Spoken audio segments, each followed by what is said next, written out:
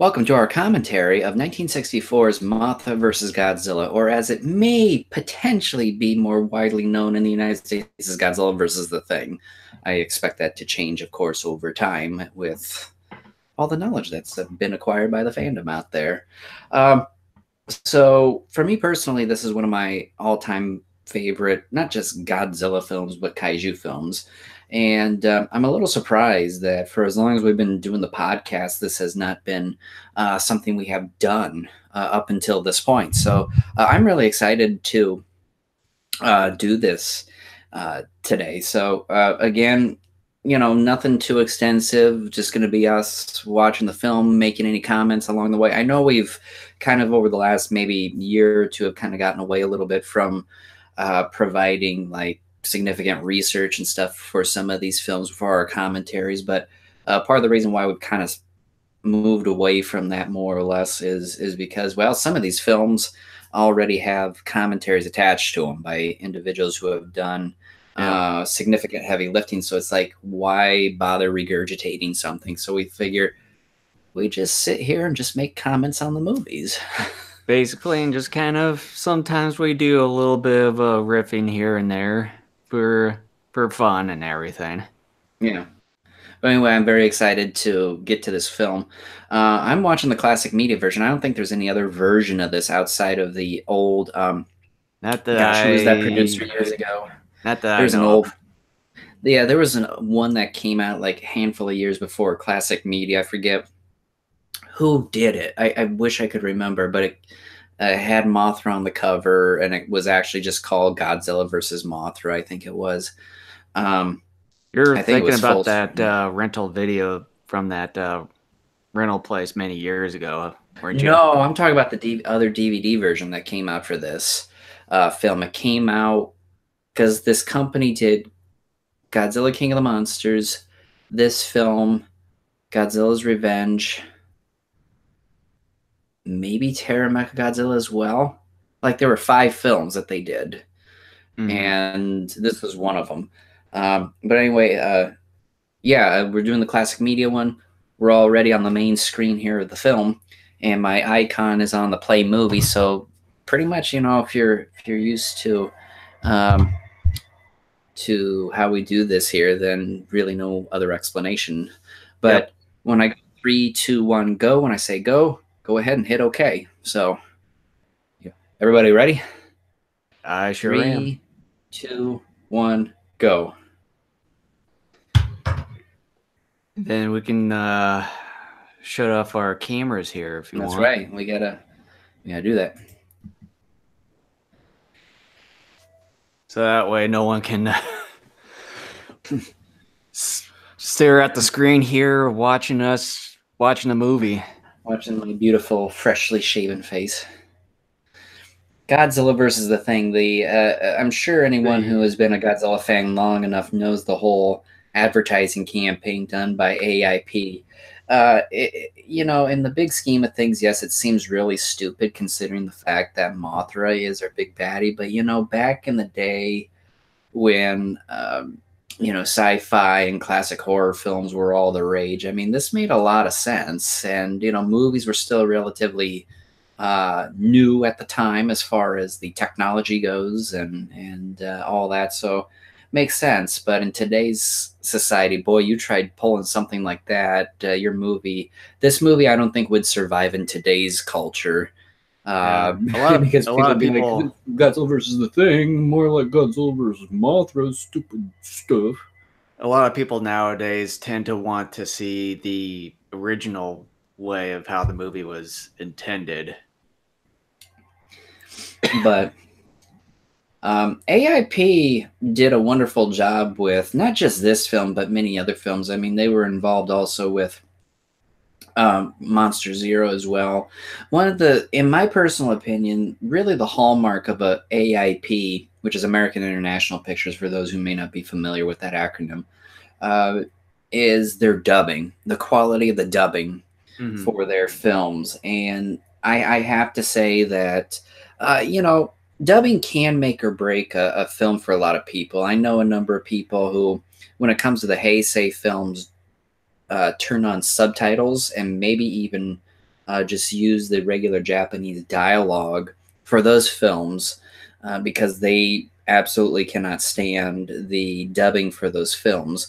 I will admit, at least when it comes to most of those Heisei films, yeah, the dubbing is not the greatest. I don't think it's as terrible as some of the other fans think it is, but you know, it's certainly not as good as something here. Hmm.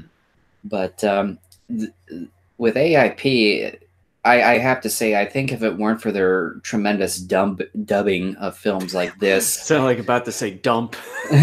tremendous Dumping. dumping, uh, I don't think I would be as much in love with this film and Monster Zero. Hmm. Yeah, it's particularly one of the, uh, I would say. I think, weren't there other versions besides the AIP version? My knowledge is that there isn't. Okay. But yeah, I think I really do enjoy the dubbing version of the film. It really, the voices that go with each of the characters of the film really fit well. Yeah, I mean they really do. And then with the voices kind of giving the expressions of the characters portraying them and everything. When people actually cared about dubbing. Even Hmm. though even back then, a lot of people thought, "Oh, you're going to go see a film with a dub." Well, that's lowbrow entertainment. Well, they probably didn't think of it like that back in the day, but of They course, actually did, yes.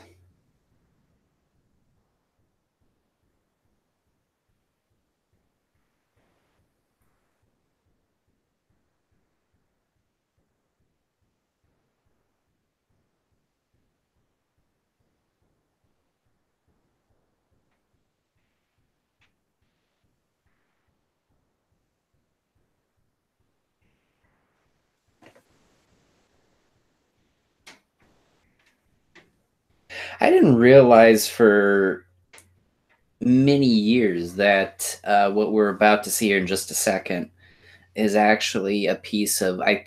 It's never really clearly explained. I read it in a book, and I'm trying to remember which book it was, but it's either like a piece of Godzilla's skin or off of like his plate. And I for always kind years, I of never won. Always thought it was maybe off of the Mothra egg, but I'm like, it doesn't look like any part of the Mothra egg. I kind of always thought it was some piece of like metal or something Yeah, of the I always sort. thought it was strange. And then, like, after the first 10, 15 minutes of this movie, you never see this thing again.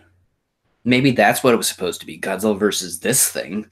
Yeah, you and your egg.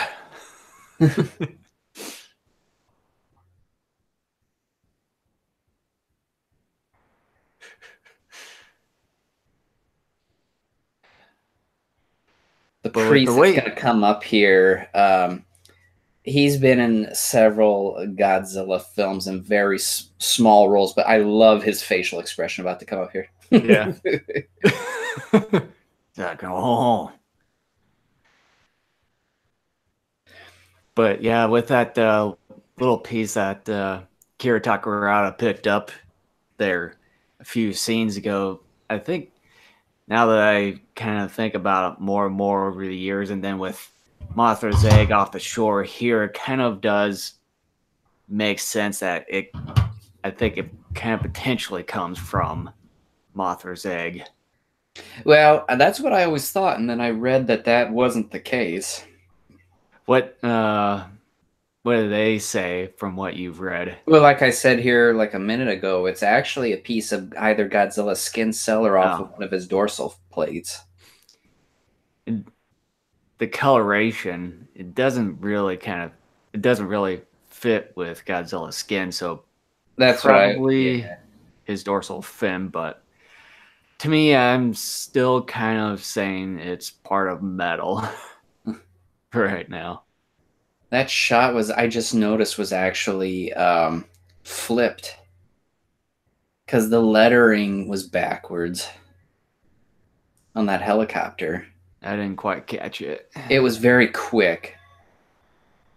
There it was good, but the other shot it was flipped.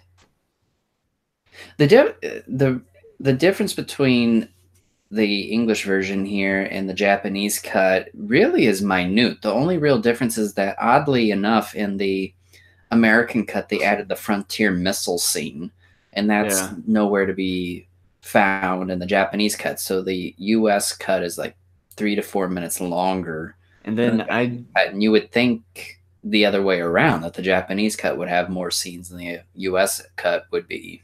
and then I just realized that when they were showing the newspaper clippings that they have one of the main kind of sections of a newspaper. It was actually overlaying. Um, it was part of this one newspaper, but it was overlaying like cutting over some of the wording and everything. Yeah. Fun fact: Hiroshi Koizumi's character here is named Professor Mira. He also plays the same character in 1964's Dagora and Ghidorah, the Three-Headed Monster, but it's believed that the Professor Miras he plays are actually different people. Mm.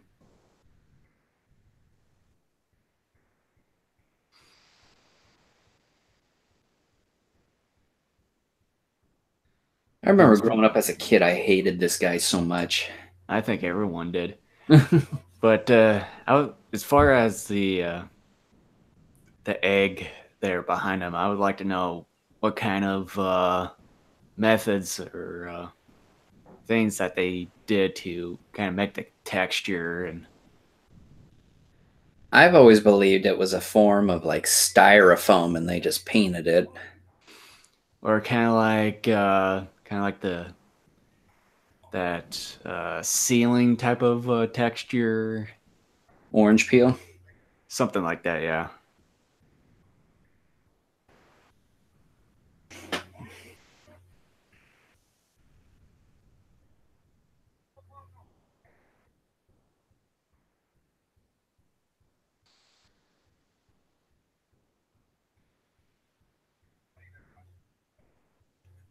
And then coming back to the egg, I would like to know, uh, like, how much of the section that they actually built just for that particular scene.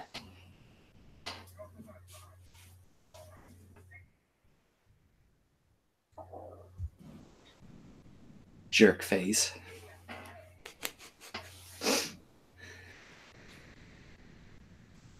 I like the design of that hotel, like that real top piece. I don't know if that's a suite or what it's supposed to be. Probably a penthouse. And I think that's also a miniature too. Yeah, I know at one point it definitely is a miniature, obviously, because Godzilla will later come crashing through it. But Yeah. yeah, But I think from that scene, it looked like a miniature. If it is, it looks. They did a pretty good job with it. Even the scenery, the foreground.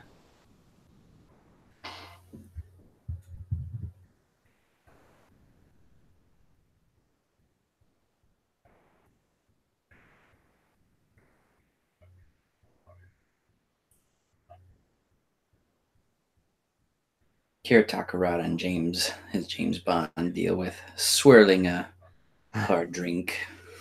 It's kind of so it's kind of nice to see him in the movies, but then actually see him in real person a few Yeah, times. you see a sign in the background there. It's a cloak. No, I did not. I just noticed that for the first time.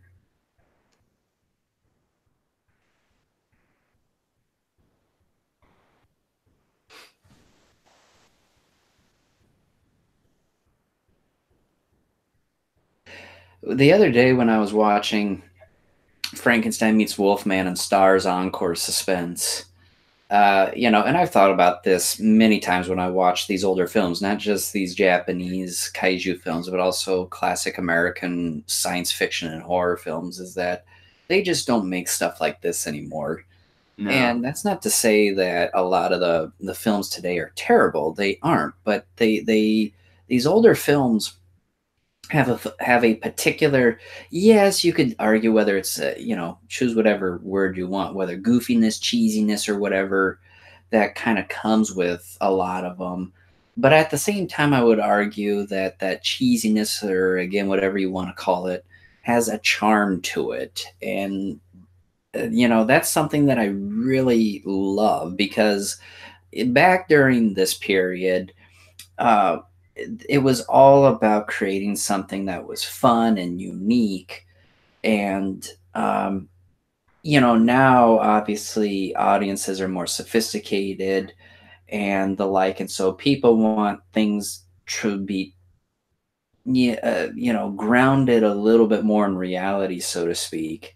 And Yeah. there's nothing necessarily wrong with that, but the fact that just about every moviegoer anymore wants their stuff grounded more in reality and none of this so-called goofier type of filming. But at the same time, you lose a lot of that uniqueness that I think makes a lot of these films fun, because outside of, with a few exceptions, the movies that I tend to watch, and even TV shows, quite frankly, that I tend to watch more than anything else, are the older movies and shows. Hmm. Yeah, a lot of times the story, like you say, with people being more sophisticated, the story also is kind of like the story and plot is kind of evolved to where that they're kind of a little bit more complex.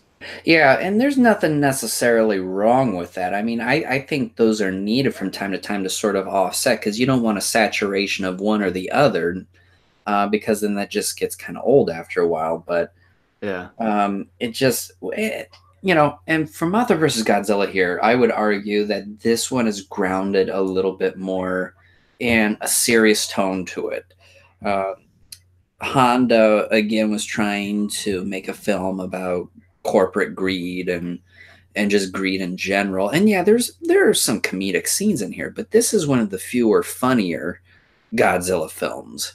Hmm. And but at the same time, in terms of some of its execution with special effects and kaiju, and sometimes even their representations, I really dig it.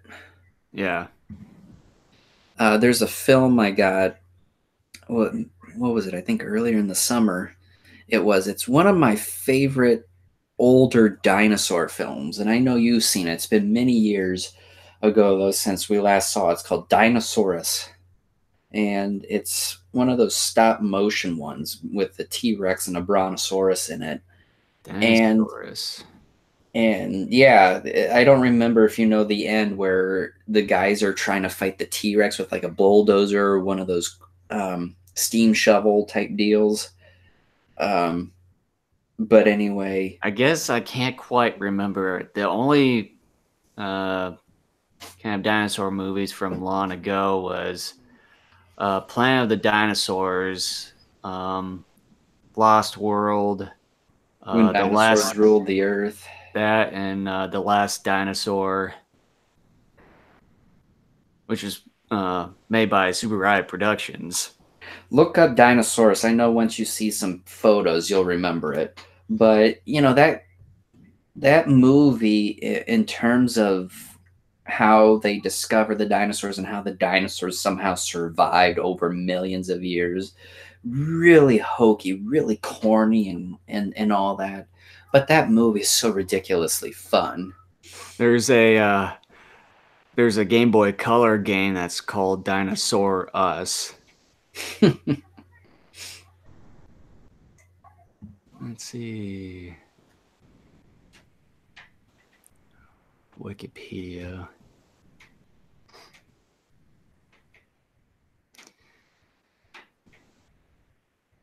I guess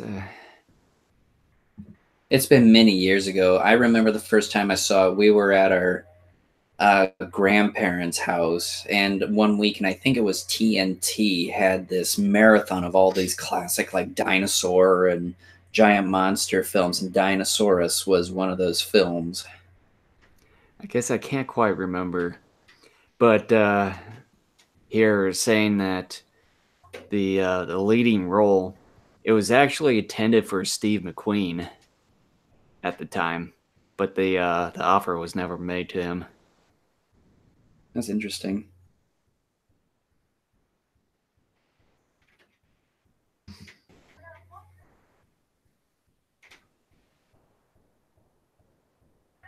And there's actually a full movie here on YouTube.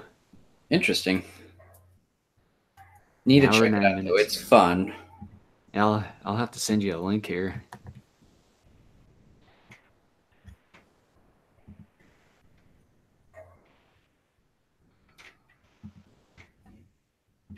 There we go.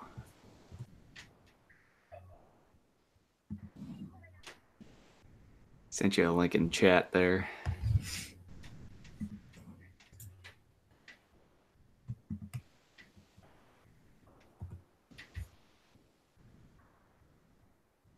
Yeah.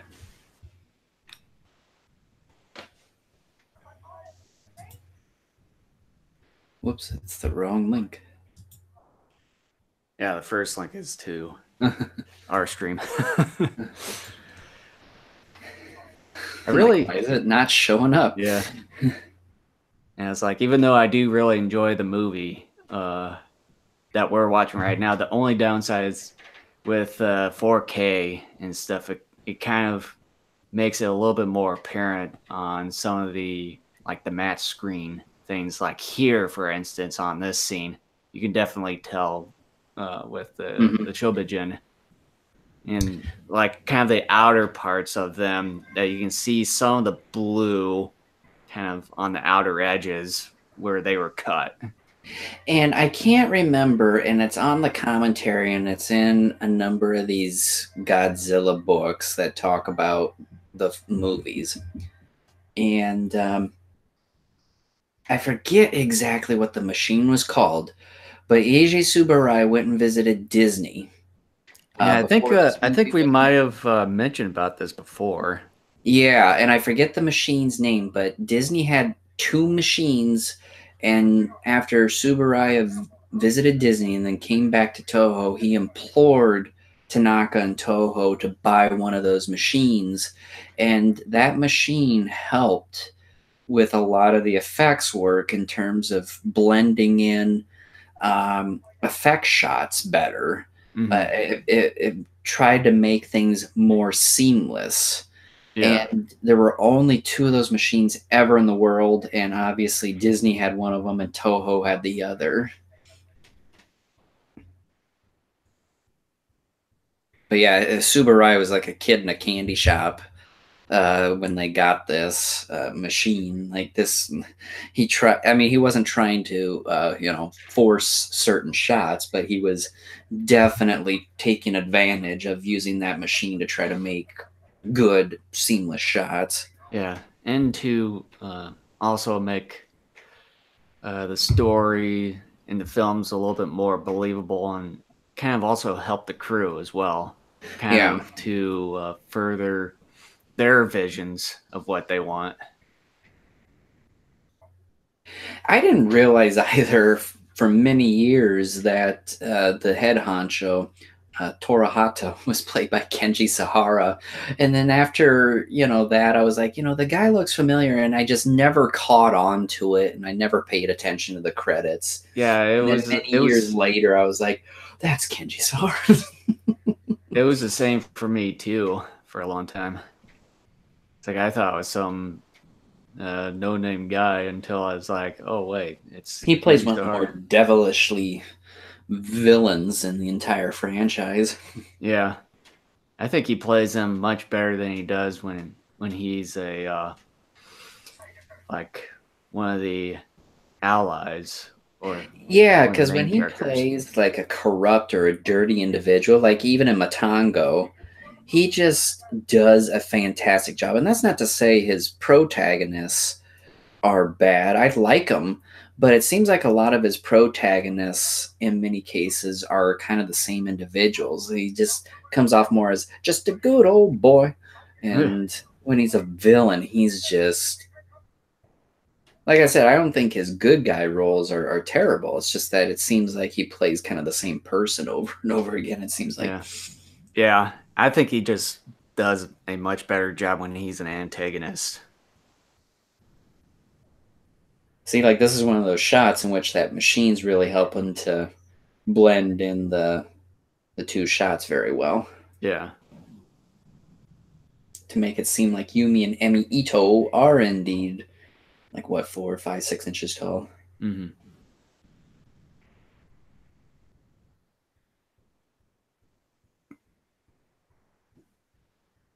And the other downside here too with the 4K TVs that uh, you can kind of start to see that there's a little bit of transparency with the Shobijin that you can kind of see through them a little bit and barely see kind of that whole red velvet kind of inside that box. I hate technology. You can't keep up with it anymore. Yeah.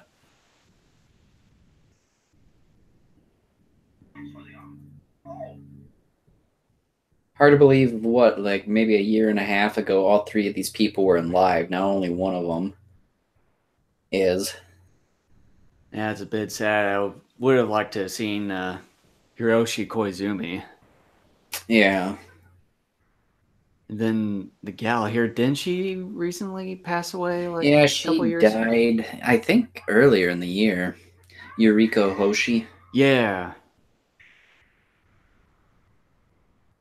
This Mothra, with the exception maybe of the one in Godzilla Mothra Mecha Godzilla Tokyo SOS, I think is really the best marionette Mothra we've ever gotten. And really just even the best looking Mothra marionette period, including the mostly CGI version of Mothra Hmm. in GMK as well. Yeah. I kind of want to go outside a little bit, and I don't know if you've recently have seen like some of the official reveals of like the upcoming Godzilla King of the Monsters that they revealed the looks of Mothra and King Ghidorah. As I far did. as the look of Mothra for that movie, what did you think of that one? I didn't get as much of a good look at her as I did the other ones, but what little I do remember seeing here, like from a few days ago, I really dug it. I Hmm. mean, I liked all the designs. In many ways, basically, they look very similar to their original Japanese counterparts, but with obviously some tweaks and updates to them. But Well, it seems uh, like Mothra in that version looks like it has four legs in there yeah, and kind of looks a little bit more bug like. and I'm okay with that. I'm okay with that. It The looks thing that makes it me looks like mad is that that unveiling didn't happen here in the States because it's an American production. But I mean, I understand though too. Japan, yes, is the land in which Godzilla was birthed, but still, hmm. Well, it kind of makes sense in a ways, but I'm and not two, I digging think. though the one. And of course, we've seen the shot numerous times. We've seen it in some of the trailers, and we've seen it in other promotional shots where Godzilla's shooting his fire up in the air. Hmm. And that beer gut he has, that beer gut. Oh man, that I just like. Ugh, boy, why did? I hope they. And of course, I've seen the updated shots and models of him from that unveiling here a few days ago. But it Yeah, just in that one particular shot, I'm like, boy, can we like not do the pot belly? it seems like they kind of from that model, kind of that big model that they had over at the Tokyo Comic Con, they kind of slimmed him down, and then apparently they changed uh, his the appearances of his feet because I know some of the people out there have kind of criticized the quote unquote elephant feet they had in the 2014. Can you send me a link to some of those? I didn't even check out the feet. I know they changed the dorsal plates because the dorsal plates are supposed to be more like the 54 Godzilla. Yeah. I like the elephant feet because really, you take a look at dinosaurs, for example, like your sauropods. Um, the larger the animal, the more of an actual like tree trunk like foot and legs you need to have help support all that weight. Mm-hmm. I really dug that. Yeah. Oh, let's see here.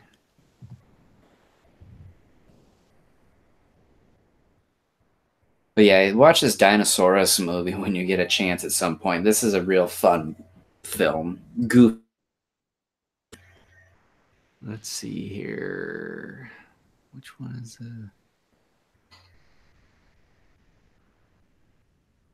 which one is the good one here?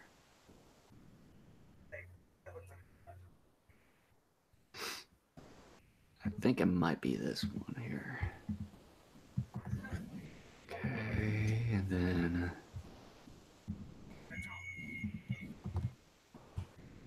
there, sent you another link. Jun Tizaki is, he's always one of those guys that just, he's always angry. It seems like in a lot of these movies. And to kind of go along with what we talked about, Kenji Sahara playing some of his characters, Jun Tasaka, I think he also does a terrific job portraying some of his character roles. I think he does a good job on both sides, both as a protagonist and as an antagonist.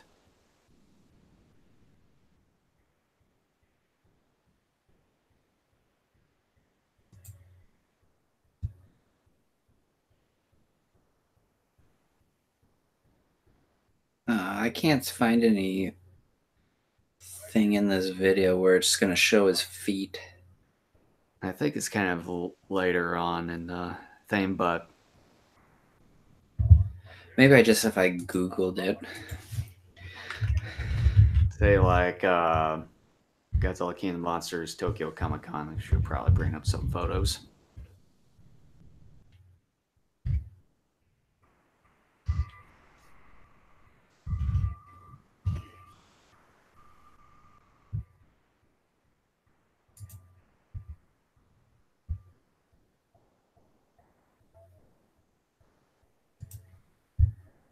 Okay, I see. Those feet aren't bad. They're basically just elongate the toes a smidge. Mm-hmm. So now they're at the scene where they found that kind of that somewhat metallic piece, and that whole land is dry, and that's kind of where Godzilla is. So yeah, it does kind of make sense with it that could have been part of Godzilla. So I think it could be from his dorsal fins.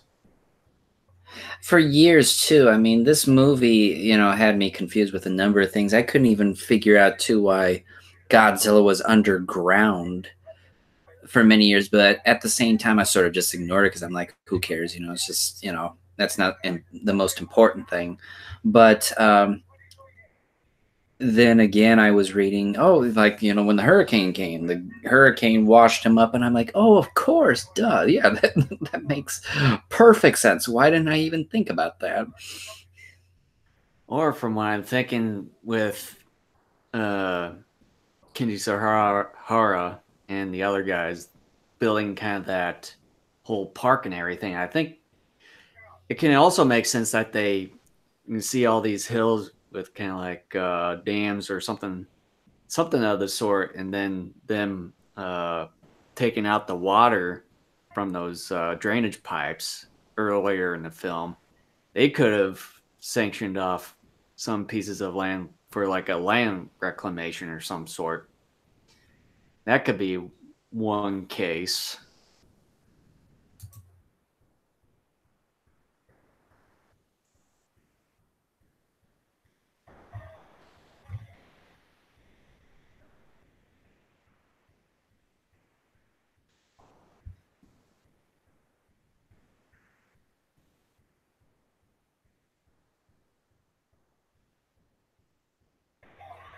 And there it is.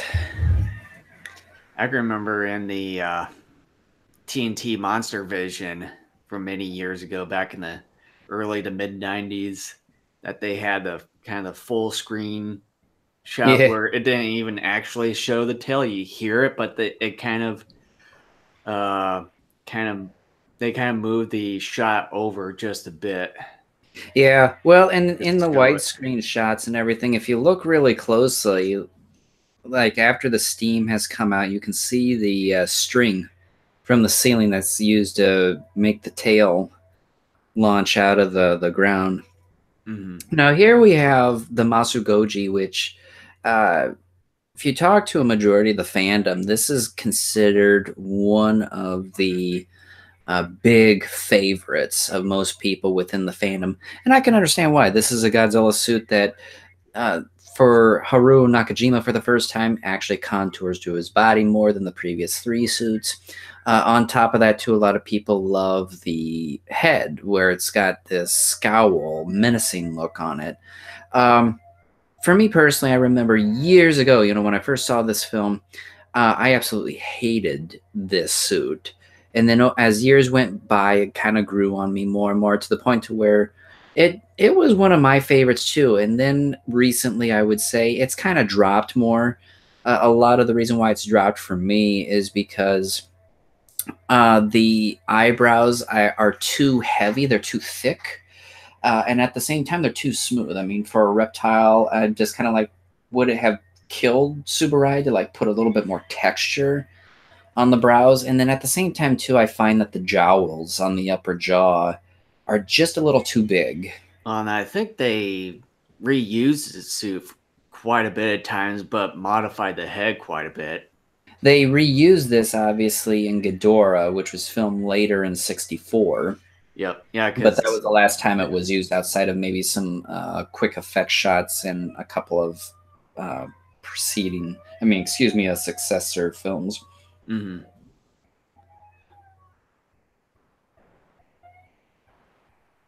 I know the jowls were really loose because they were saying during, I think it was the Osaka Castle scene, that when Nakajima banged into it, it just kind of knocked the jowls loose from the upper jaw. And that's why they were so wiggly. But you take a look at the upper jowls to begin with, anyways, they are, I think, just a little too big, for this. I still think the King Goji suit from the previous film, King Kong versus Godzilla, is a significantly better suit than this one. Mm-hmm. And I'm not saying this one's terrible. I just, I do like the menacing look, but even then, I think, like I was saying, the eyebrows are too heavy, too thick. There's really no texture on them either. And the jowls are just a little too big, in my opinion. And I just think the King Goji suit definitely looks more like an actual sort of dinosaur or creature. And Oh, it seems like although I a would say that head, when you look at it straight on, it looks really wide and kind of oddball looking, but it still looks more like an actual creature. well, even with this particular shot here, when Godzilla's tail wraps around that tower there, you can still see the jowl kind of moving around.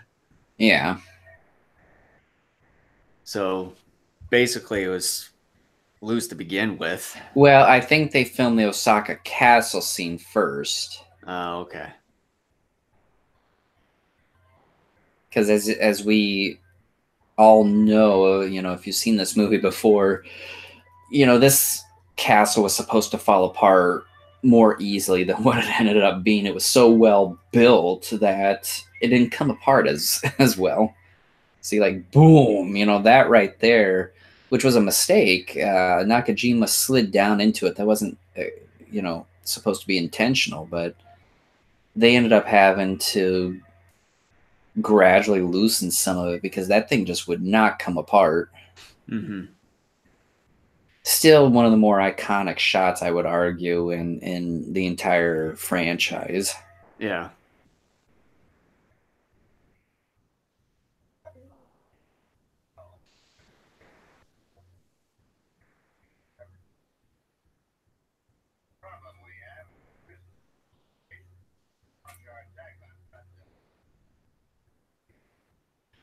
Sheriff Andy here. You can obviously tell these are like the American cut-ins. Yeah.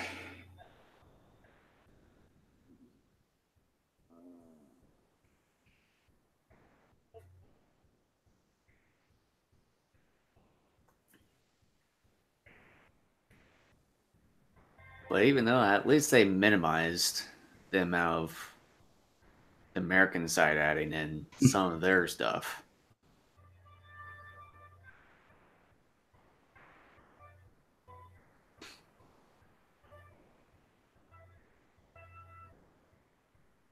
My understanding, too, if I remember correctly, shooting this was kind of a hazardous sequence for Nakajima because those explosions were so huge Yeah, that because I think the suit kind of caught on fire for a little bit.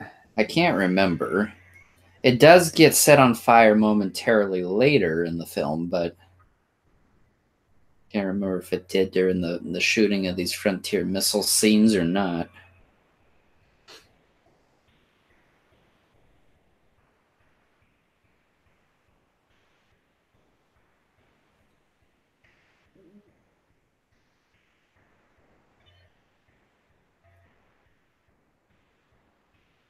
Pichu, pichu.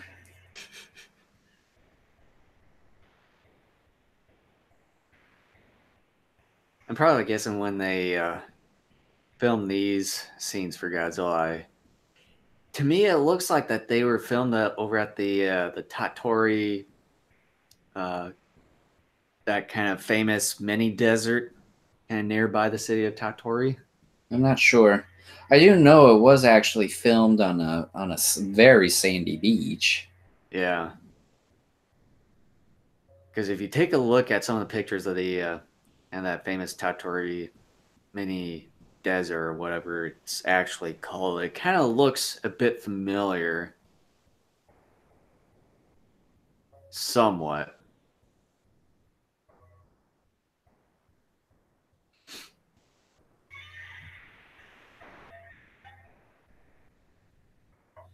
Scene doesn't really add much, but you get a little bit more Godzilla if that's something that Godzilla doesn't do much except roar and fall. So Yeah.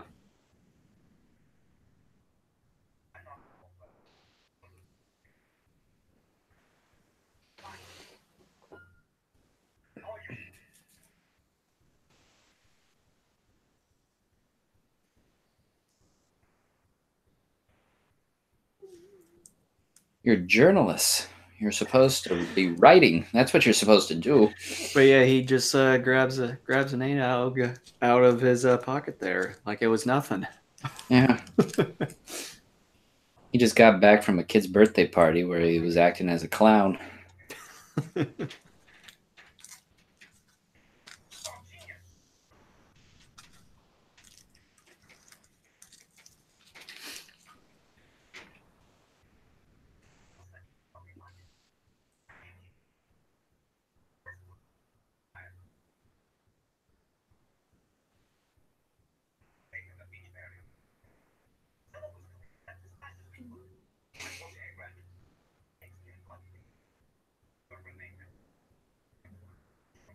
The editor wants that guy dead, apparently. He doesn't care that he, saved his own life and that Godzilla was coming.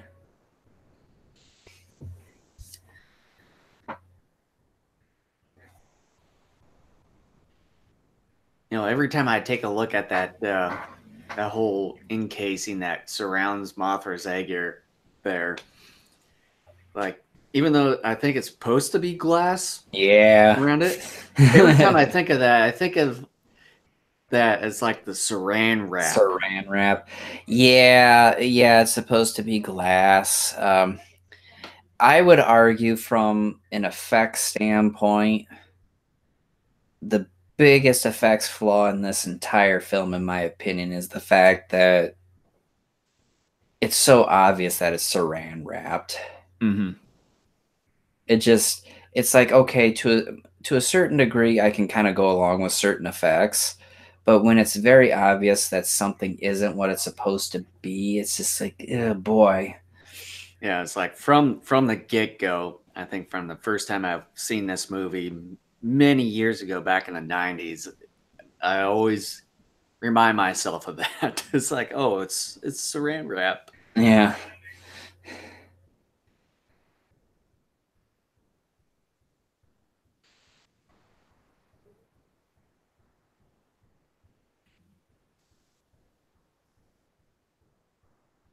One thing that we haven't discussed yet, and I'm actually kind of shocked we haven't, but at the same time, I'd be even more shocked if we didn't talk about it at all during this commentary, and that is the score for this film.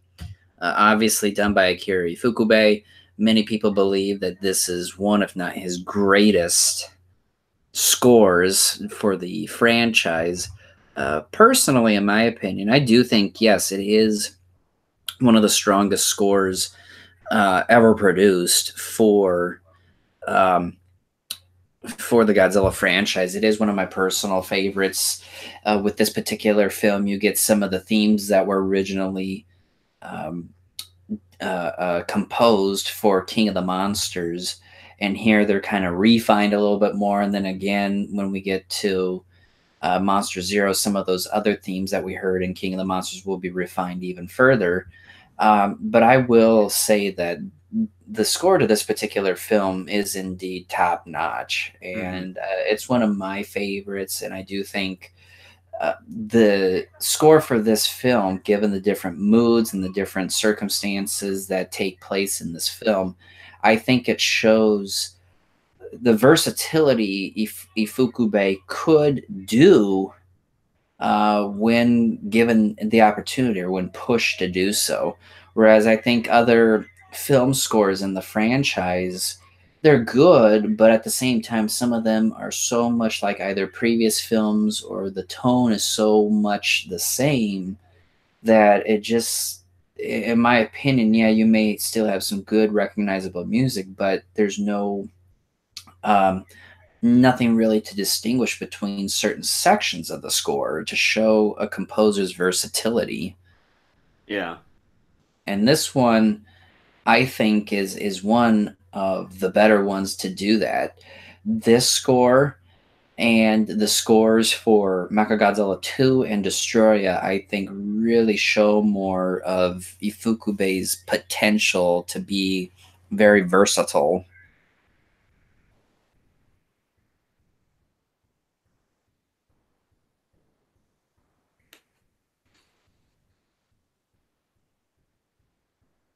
The Flamingo people of Infant Island.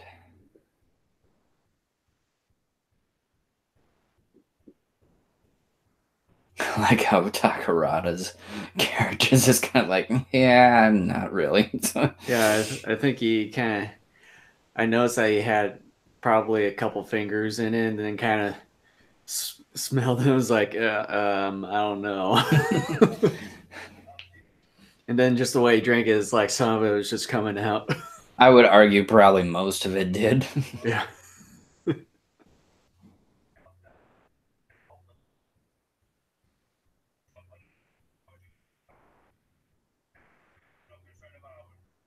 I would kind of like to know some of the reasons, when uh, Takarada and the others there were brought in with from those guys that are like fully painted on red. I would like to know the reason behind those guys being basically all red painted.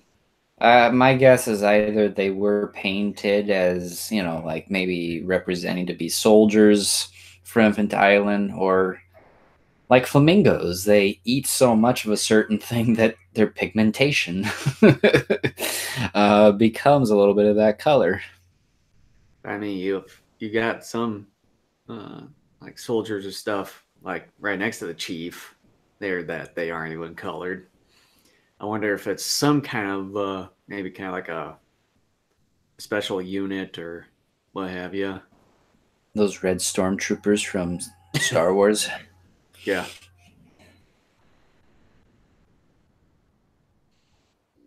And see, this particular piece right here, sung by Yumi Nemi Ito, of course, a lot of the credit has to go to them for their magnificent voices, but still, the actual music is just beautiful.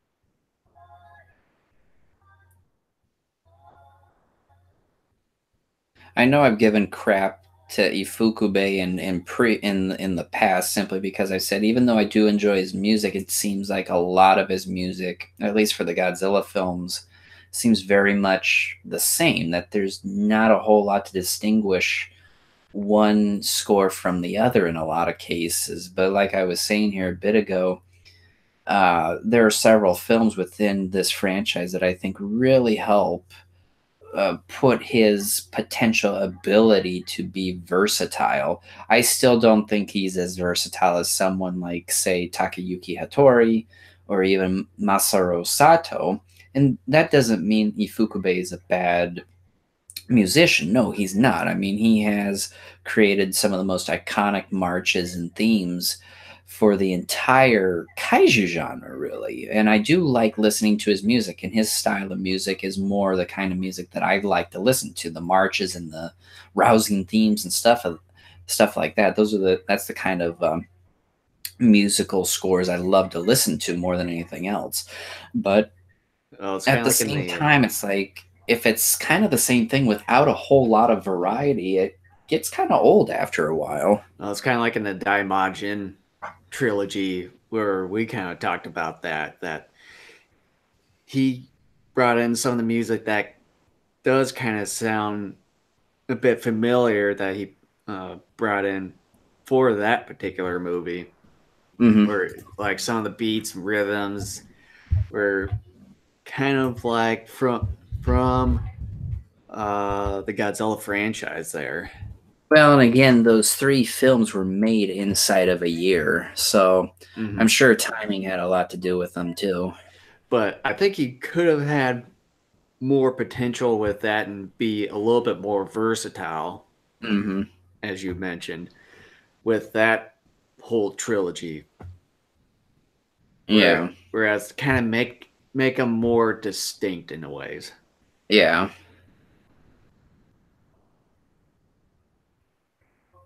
Because I know we've talked about that a little bit when we reviewed the trilogy, which I don't know if it was maybe a little bit of a downside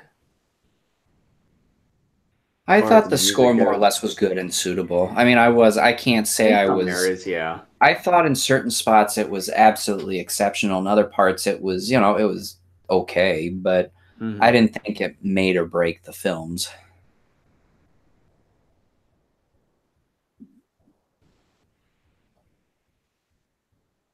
I don't think we've ever done commentaries on any of those, have we? um, can't quite remember. I'm thinking we didn't. If we didn't, we need to consider doing those here at some point in the first part of this next year. The more I watch those films, the more I end up finding myself. Actually, we might have. But the more I watch them, the more I find myself really enjoying them. I'm gonna go look up, see if we've actually. Yeah, I was just heading over to daikaijunetwork.com here. Shameless plug. By the way, this is a Daikaiju Network podcast. In case you and by and didn't by know. and by the way, we've been recently working on our website too.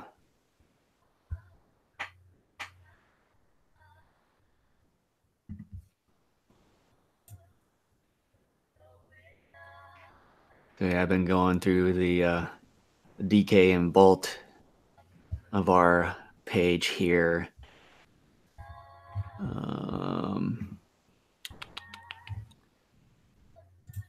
So far, I'm not. See.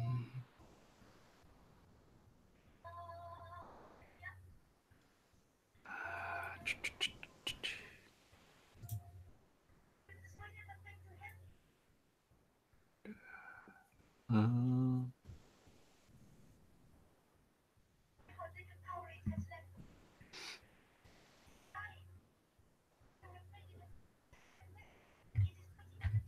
I'm not seeing anything. yeah, we haven't. So that could be a potential thing for us to do. Yeah, definitely. Need to Think about that going into next year. Definitely a gorgeous marionette. It's so amazing when you really think about it because, in theory, technology is supposed to get better in advance. But, the marionette in Godzilla vs. Sea Monster, I think, is the marionette used here, but because it was old and beat up, it obviously wasn't in the best of shape. But then you get to, um, and it's kind of amazing, really, that the adult Mothra never shows up again after that in the original era. Hmm. But when you get to Heisei and you get to the 92 film, that marionette, in terms of colors and design, looks gorgeous. But in terms of execution, it's incredibly stiff. And sadly, that's, in my opinion, as much as I love Koichi Kawakita and I think he did some wonderful stuff in the Heisei series, that I think is perhaps his biggest ding on his work with those Heisei films is that any flying monsters he made, which was an awful lot of them, really, in that era, they always looked incredibly stiff and lifeless. I would say mainly Batra. I would have to say that was the stiffest. Batra did look a little bit worse than Mothra, yeah, but yeah, I mean, they all looked bad, really. I mean, Rodan in '93 looked mildly better, but even then, it's not saying much. Hmm.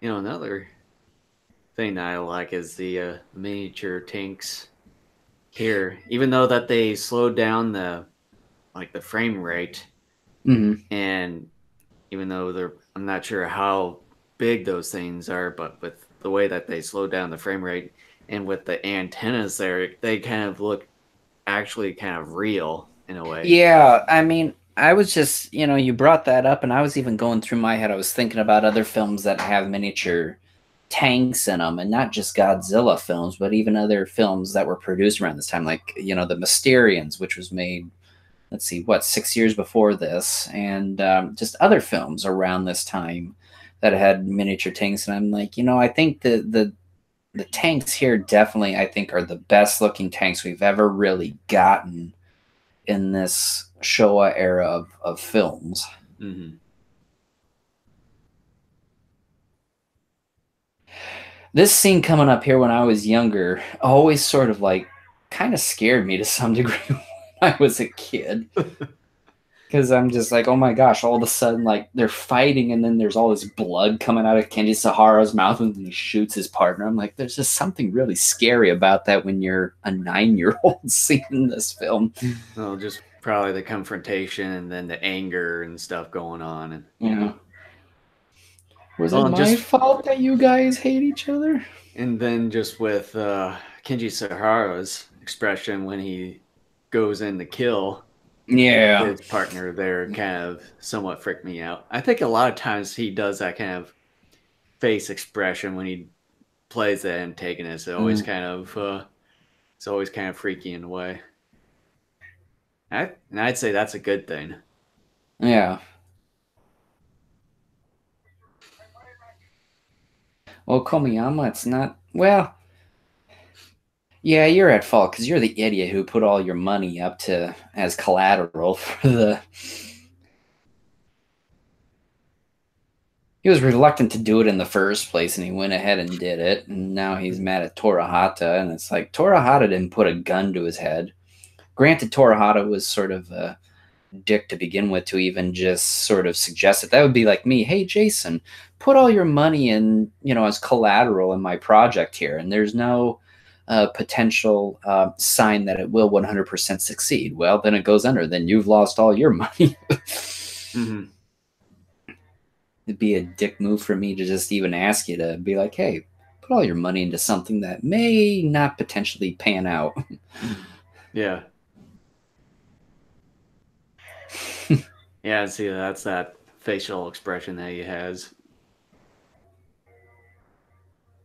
It's kind of funny too in a lot of these older films, and you see it occasionally even in some of the newer films. One bullet and you're dead. Yeah. And unless you really shoot someone like either directly in the heart or like at a particular point in the head, like that doesn't really happen. Well, Well, how do you know you it's murder it's people? it's the movies. You gotta do it. Yeah, You gotta do I it know. quickly. I know. Yeah. Because I thought about this here like odd number of months ago. I was watching a movie. It wasn't a Godzilla movie, it was something else. And, one bullet, this person was shooting all these bad guys. One bullet killed all these bad guys. And I'm like, yeah, that doesn't really work that way. Hmm. Yeah, when it comes to that, then like one bullet taking out multiple people, yeah, that probably doesn't really happen. Maybe a That's kind of bullet like to the maybe like a bullet hitting a tank full of gas and then it explodes, yeah. maybe, or explosives. Well, it's kind of like the actual titles to Akira, not Akira. Well, yeah, Akira Takahata's James Bond type films, the Iron Finger films, as they're known here in the West. Yeah. But in Japan, they're actually called 100 shot, 100 killed. So, like, 100. Well, I guess it doesn't necessarily mean that they were shot once. It just means that one, yeah, never mind. I take all that back. I just started working through things in my head. It's like just stop while you're ahead. And by the way, all that saran wrap. Look at all that. Yeah, where's all the glass? Oh, wait, no, that lad came in and wrapped your building.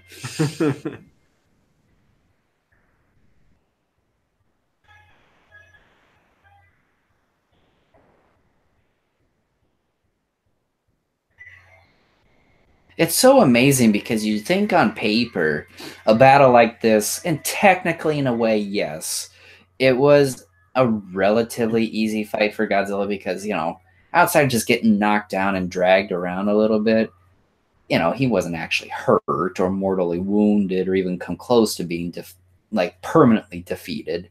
But Subaraya and his crew did one heck of a job really making sure that this wasn't an embarrassment for Mothra Hmm. because, technically, as we do see later, yes, one fire shot and she's gone, but they made sure that that wouldn't come so quickly. Yeah.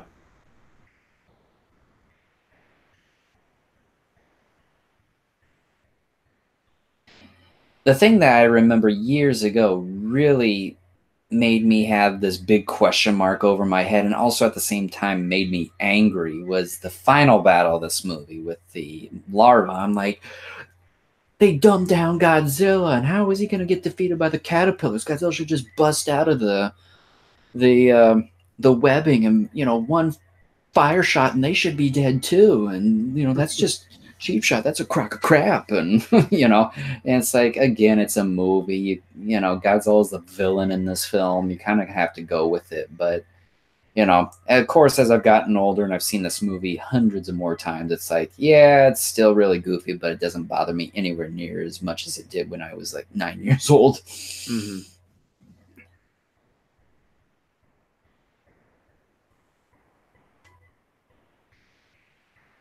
Yeah, Look I at all think. those movements. That's really impressive.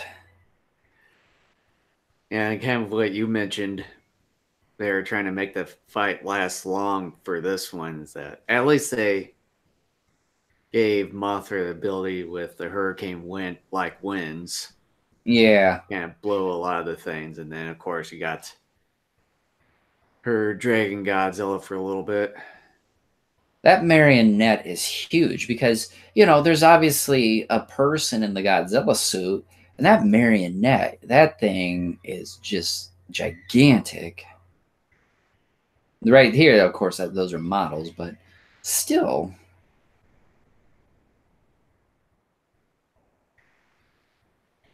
I have to say the fight here is more impressive than what we get at the end of this film. And I will even argue it's one of the more impressive fights uh, in the Showa era. Mm-hmm. I mean, it's not much really, but in terms of, you get this moth, this fragile being, in which, like we were saying a moment ago, one fire shot and it's done. But the fact that it just keeps going and it's able to at least hold its own for a bit is still impressive. Yeah.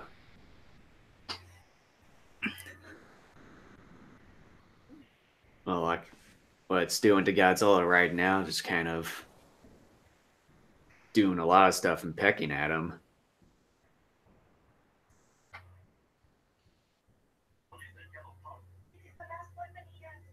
Was that yellow powder? Cocaine. Have some, Godzilla.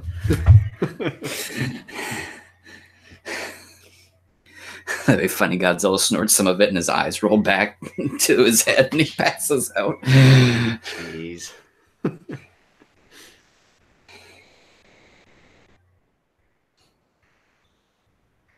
I mean, look at how big that marionette is. Yeah. I mean, that's almost like 2 times bigger. You know, with the marionette and stuff, and then the way that they had the legs move, I'd like to know how they actually had those move. They were like little machines. Flip on a switch and away they went. Hmm.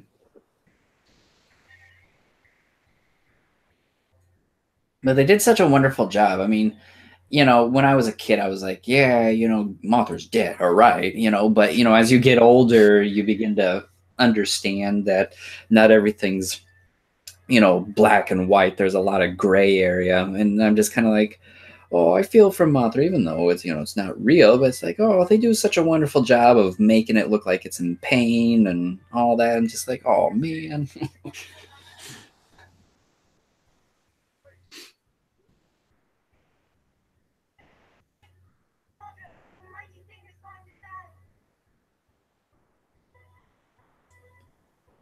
It just wants to have the egg all to itself. Yeah.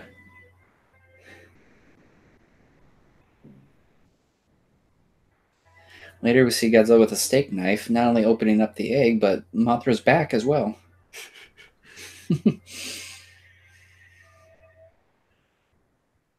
It's like he's grabbing his stomach, like, oh man, I'm so hungry. Like, oh, the stomach pains.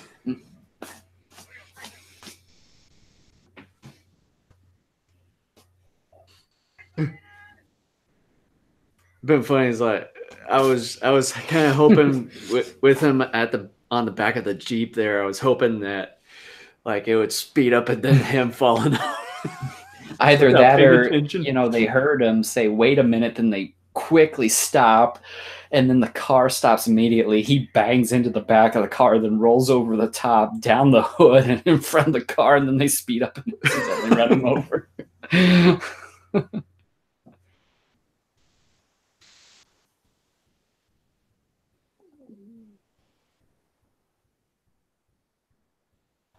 The guy on the far right here next to our commander, I forget the actor's name, but he was the lead in Varan.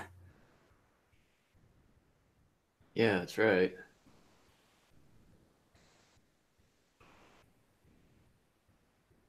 Some actual training footage of the self-defense force.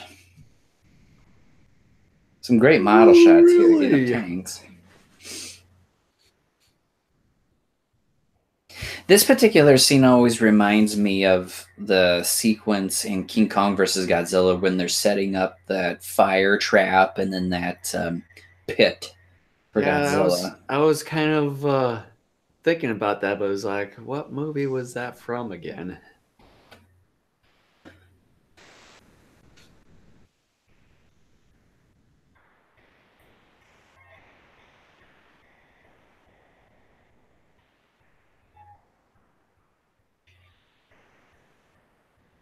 It's always kind of funny when they do the shots of the jets there, and then they fire off those missiles. It's always kind of funny seeing some of those missiles just kind of go off in Yeah. various ways.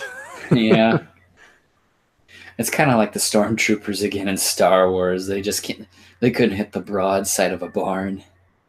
Or like they're just defunct missiles. Like they're only good until they launch, and then they just putter out.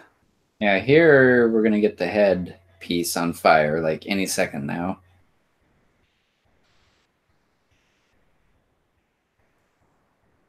I And think right here. that's maybe the reason why that they had to do some modifications to the head there, with it probably damaged a little bit. It's amazing they kept that shot in the film, but at the same time, that shot is nowhere near as bad as what you got at the end of Godzilla X Megaguirus, Oh yeah, and then what? There was one other like Terra Mechagodzilla too, where the dorsal plates on that suit got really yeah, caught on fire at one point too. yeah. I remember that one. That like it was like the whole entire fire pretty much covered the entire back. Yeah, and the actor in that suit, he's supposed to make Godzilla run. I'm almost convinced he actually was running for his own life at that point when he realized the suit was on fire. Like, shit.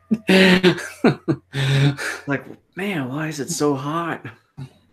Fire!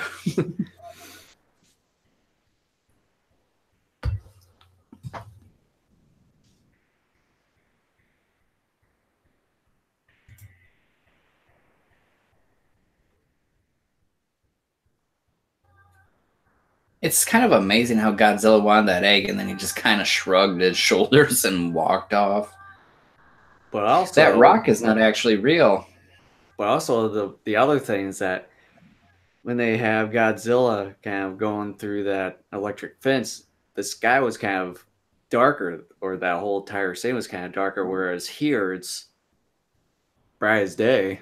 Mm-hmm. So I don't know if they were like two different things, or supposed to be kind of like at the same day at the same time. Like if it was supposed to be at the same time, wouldn't it also be day for the Godzilla scenes there when he was going through the electric fence? You're thinking too hard about it. Still, I know. Roll out.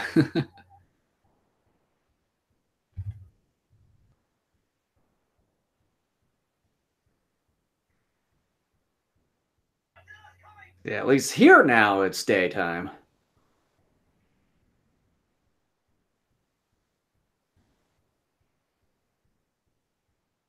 See, now everything's now bright and sunny.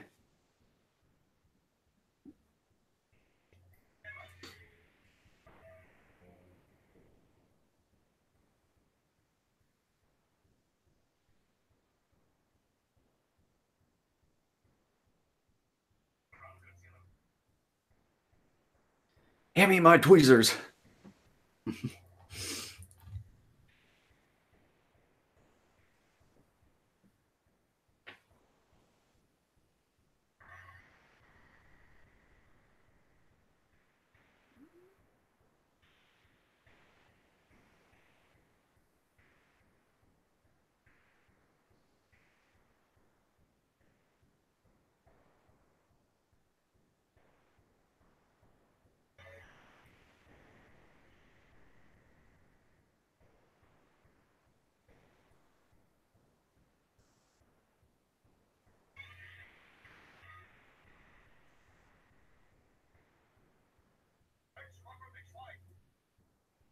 I'm wondering if that guy there was ended up being the JSDF commander in Smog Monster. He does kind of look familiar.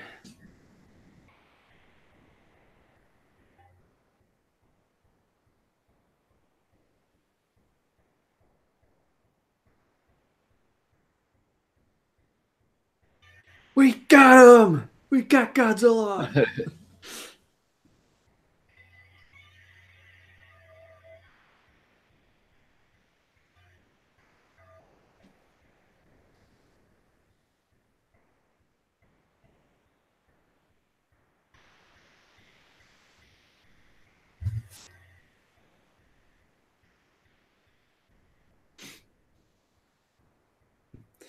You think one would be enough. But No. three? But three? It's called That's too overkill. much.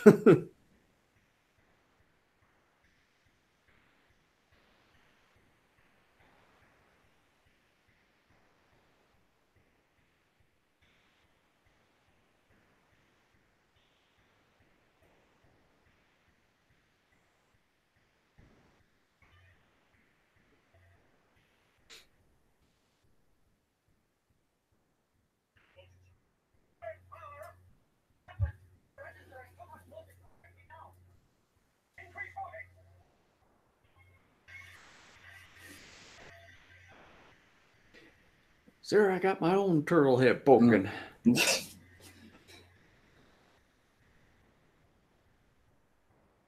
And then, as The always, SDF always makes things worse for the SDF.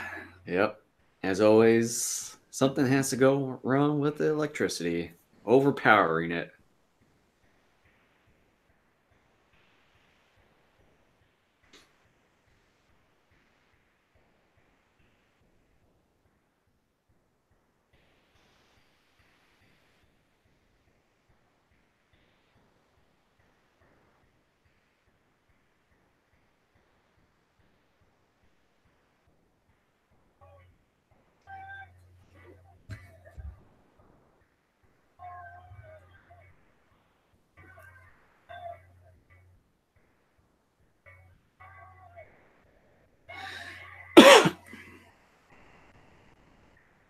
A lot of the evacuation scenes that we got here and a little bit earlier would be recycled quite frequently throughout the Showa era. Yeah, that's kind of what I was thinking.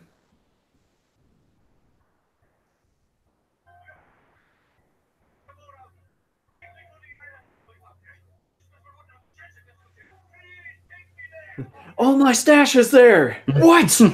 Let me have it. My Coke, my Coke.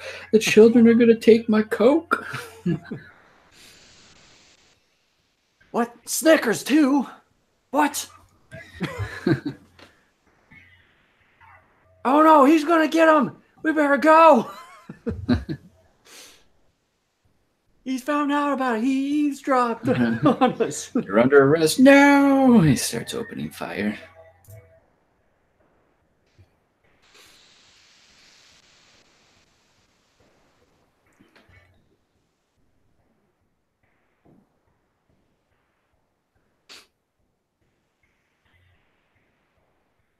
I hated that house. Fuck this house. Fuck that house.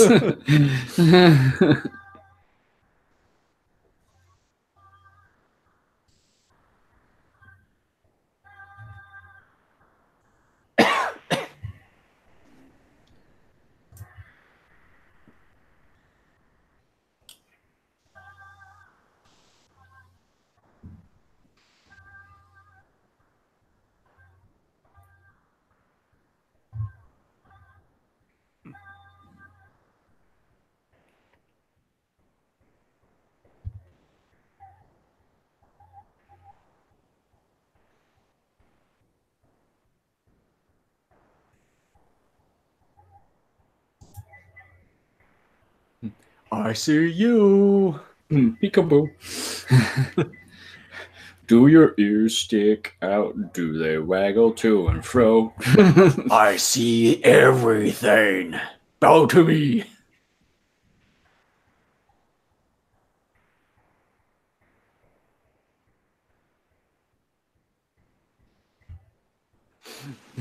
It's like, give me a sacrifice. Brains.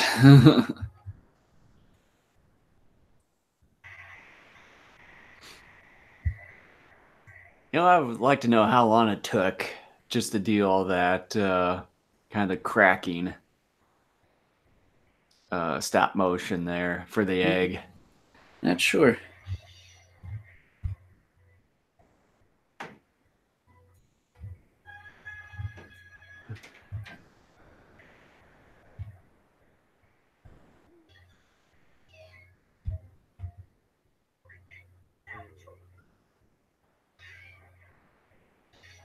We're free. I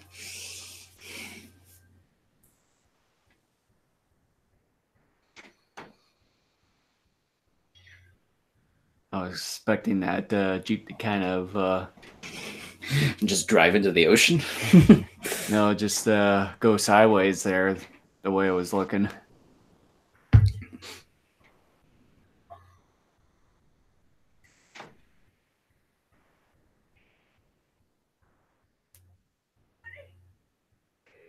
That ground looks a bit soggy.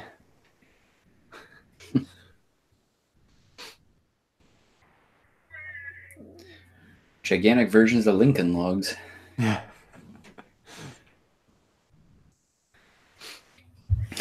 The children, they'll all be killed. Good.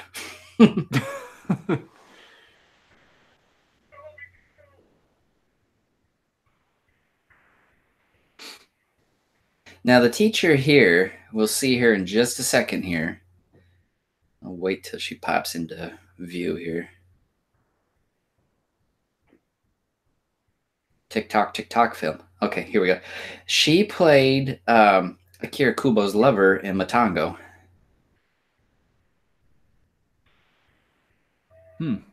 I'll probably have to. Well, no. Yeah, now it kind of reminds me.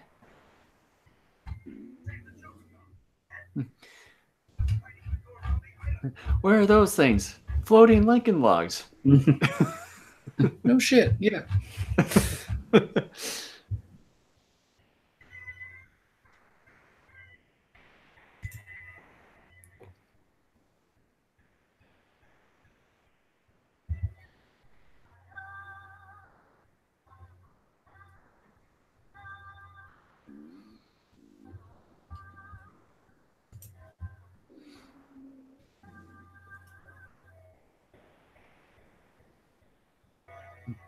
Pretty neat shot there.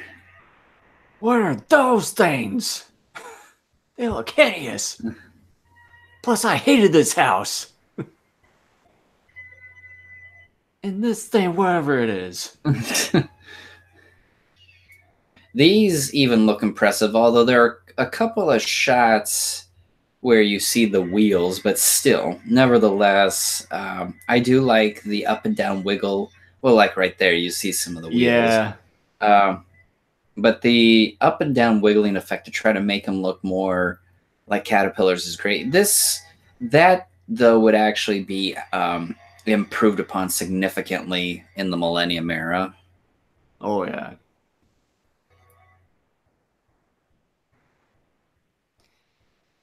It's obviously with the wheels and stuff there, it's kind of a mechanism within the wheels that kind of get him to wiggle like that, obviously.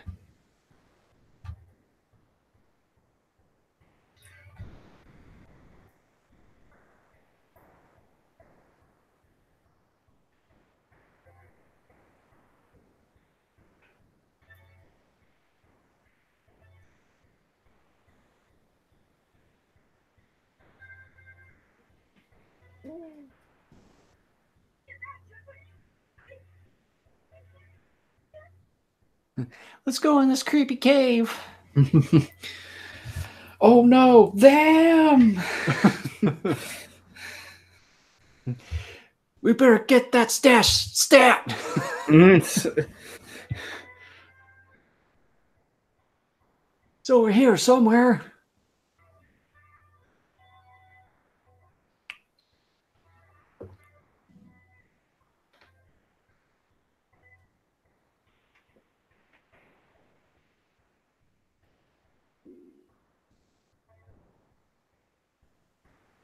It's kind of funny though how Godzilla knows they were coming, but he just more or less shrugged them off. I just completely ignores him. I kind of like that touch too, kind of like nodding, like "Get over there, we're gonna strategize here." And Yeah. Like, even though they were just born a few minutes ago.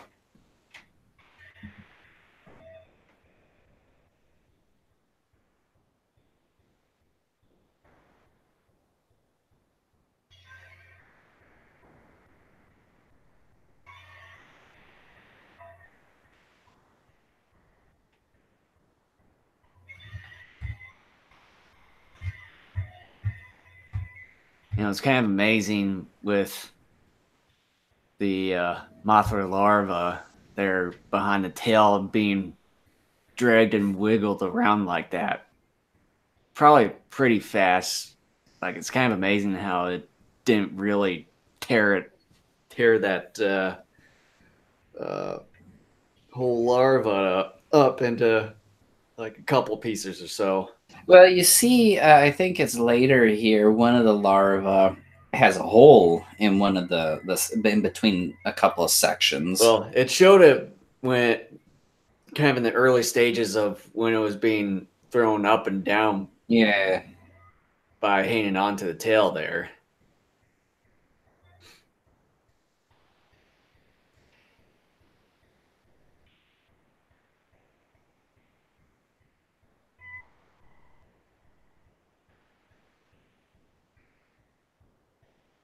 I would like to know how long it took just to get all that webbing on Godzilla there, Yeah, I don't know. I especially know they were towards the end. saying for the webbing to be shot out of the larva, they had like melted styrofoam, but I don't think that's the same sort of thing that they put on the suit. I'm sure if you put it on the suit, that would more or less ruin it permanently. Yeah.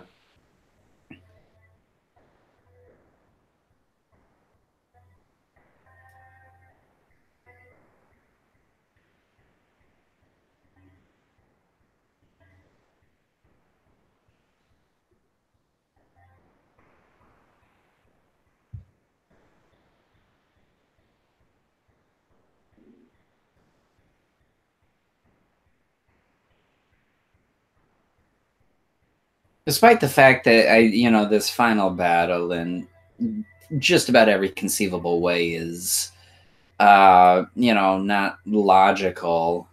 It has some impressive shots. Yeah. Because if it was in real life, he would have taken care of the larva with ease in a short amount of time.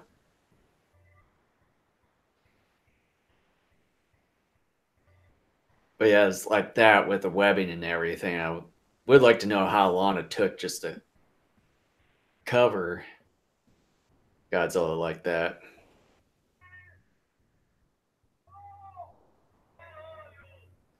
Nobody home. We're not here. Okay, let's go back. What a waste of time. Meanwhile, kids getting crushed. Or the cave caves in. And then Takara's wiping his brow with his sleeve. Whew, good thing we got out of there just in time. Meanwhile, the blood of dead kids is dripping into the ocean. Oh, God.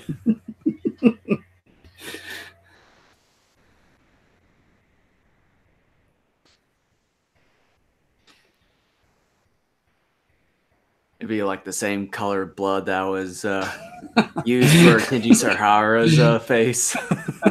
I knew you were gonna bring that up.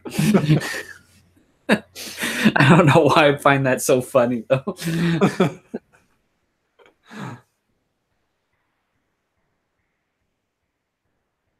I can't believe we're at this point in the movie. This is like the American edit's like a 104-minute film, I think. It's like we're already here. Yeah. Well, it's kind of to be expected with movies like this be around an hour and a half. 104 minutes, though, is like an hour and 45 minutes. Yeah. But it's around the same amount of time, I would say, on average.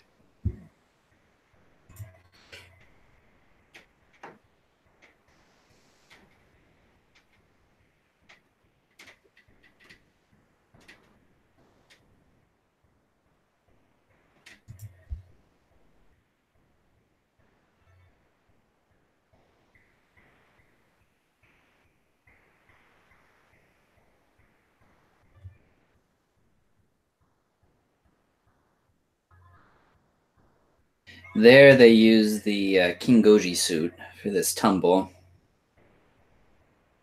Huh. When did you hear about that one? I read it in I want to say it was Steve Rifle's book, Japan's Favorite Monstar. I've known this for years, and I think they may have even mentioned it on the commentary here, too. But I mean, I've known this for years. I You never even knew look about at that. it too. You look at it closely, like if you were to pause for a moment, you can clearly see it's definitely not the Masu Goji suit. And if you look more closely, you can see some of the physical characteristics of the King Goji suit. Yeah, I never knew about that. I like how Takarada's like, the children are all right. Now let's go. They all run off. It's like we only care about ourselves. Yeah. I can't believe we're already at the end here. Yeah, All and right. that's This that thing. for Mothra vs. Godzilla in 1964. Yeah. So turn the camera back on here. All right. There's So, I me. Where mean, are you? Oh, there you are. yeah. Well, I mean,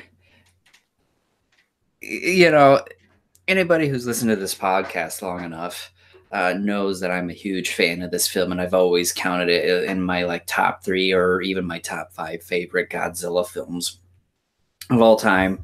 Watching it again, this is the first time I've seen the film. Gosh, maybe since the spring, I think. Mm. Um, and so, I mean, I do tend to watch this film and Monster Zero are two of the Godzilla films that I tend to watch more frequently than any others over the course of a given year, simply because they are my favorites. I love the dubbing. AIP does an exceptional job with the dubbing. I like the characters here as well. Mothra vs. Godzilla is a very good film, and I can understand why so many fans would argue that it's definitely one of the better films in the franchise.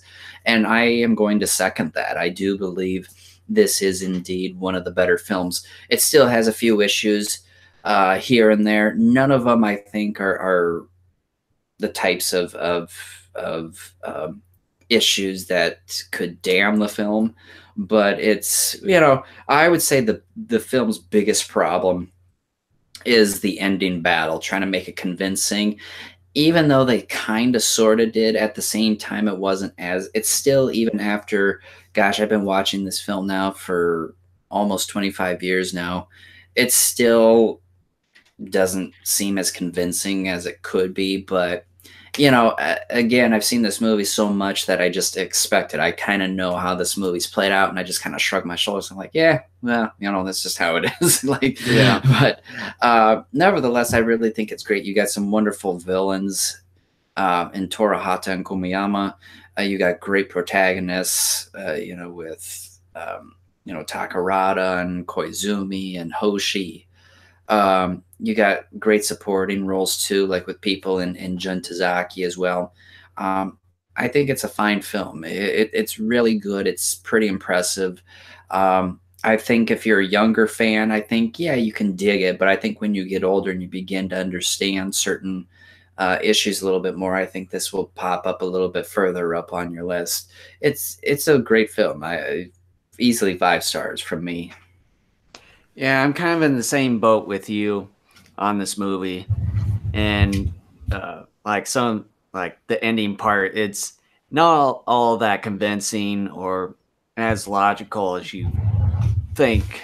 Um, it's like I'm not entirely sure kind of the reasoning behind the ending part of the movie there, but that's kind of my only kind of critique on it. But other than that, the story and the characters of this film is, I would say, they're pretty memorable, and it's like uh, probably one of the better, or probably one of the best acting in a Godzilla franchise. And the effects, even though, as I mentioned earlier, with the 4K TV that I have here, it's kind of one of the downsides. You'll kind of tend to pick up minuscule things with the effects, and as well as the matte screens and things that they kind of blend in with the films and everything. So it's a little bit of the downside with a newer TV, but with the technology that they had back then, I'd say it really served a purpose in making things possible for what they were trying to do with this movie, and the this the designs of both Godzilla and Mothra, and then as well as the larvae, the miniatures, anything is like really up there. They're excellent, very well built, and really made things look believable. Even the miniatures for the buildings there, and then with the foreground and with the camera shots and everything, they really looked like that they were actually there. So with that, uh, I I would give this a rating of 5 stars easily as well. It'd be a movie that I'll still keep on watching for many years to come. Mhm. And with that, we thank you very much for listening to this commentary of 1964's Mothra versus Godzilla. And within, I'd say, towards the end of this year. I was thinking we would do a separate thing for that, so that way it's clean Okay. from this commentary. All right. Sounds good. Take care.